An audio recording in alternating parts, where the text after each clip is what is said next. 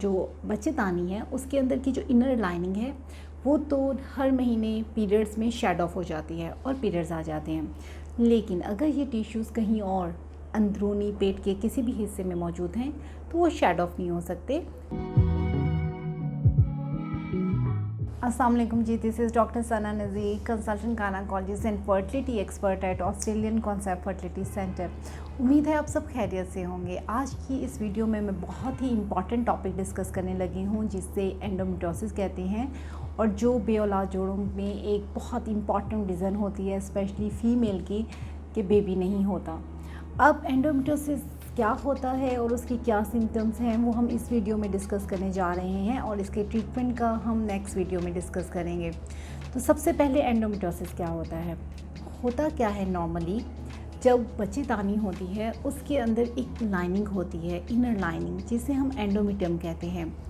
अगर ये एंडोमेट्रियम के टिश्यूज़ बाय डिफ़ॉल्ट किसी भी रीज़न की वजह से अगर बच्चेदानी के बाहर पेट के किसी भी अंदरूनी हिस्से में डिपॉज़िट हो जाएं, हम इसको एंडोमेट्रियोसिस कहते हैं। अगर ये डिपॉज़िट होते हैं तो ऐसा क्या इफ़ेक्ट होता है जिसकी वजह से बेबी नहीं हो रहा और जिसकी वजह से पेन हो रही है।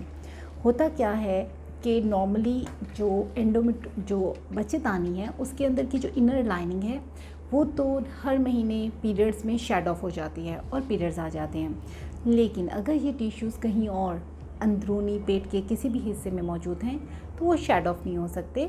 वो उसी जगह पर ब्लीड करते हैं, वहाँ इन्फ्लेमेशन करते हैं, वहाँ स्कारिंग करते हैं और फिर वहाँ पर कुछ फाइब्रोस टिश्यू बन जाता है जो कि सब ऑर्गन जो आज़ा होते हैं पेट के अंदर उन्हें आपस में जोड़ने लग जाता है, जिसकी वजह से मरीज़ को पेन शुरू होती है।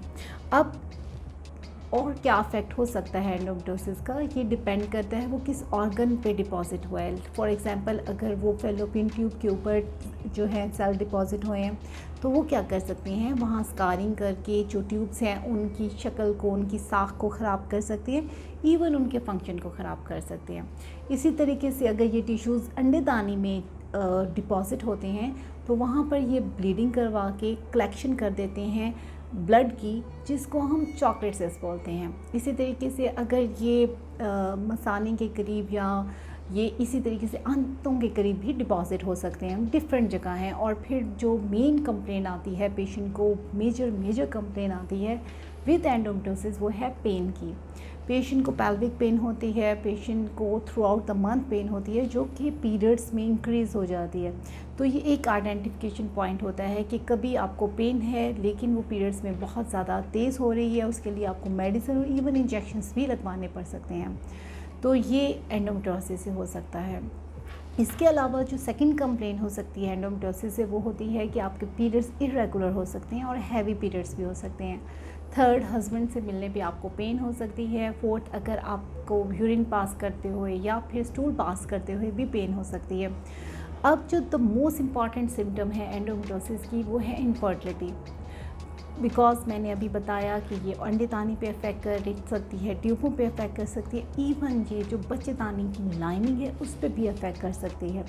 इस वजह से पेशेंट को एंडोमेट्रियोसिस के साथ औलाद लेने में मुश्किलात का सामना करना पड़ता है। ये एंडोमेट्रियोसिस कोई जानलेवा प्रॉब्लम नहीं है, ये कोई कैंसर नहीं है और it is very common. Like आप कह लें अगर यंग फीमेल हैं उनमें 100 फीमेल में से 10 फीमेल को एंडोमेट्रियोसिस होती है।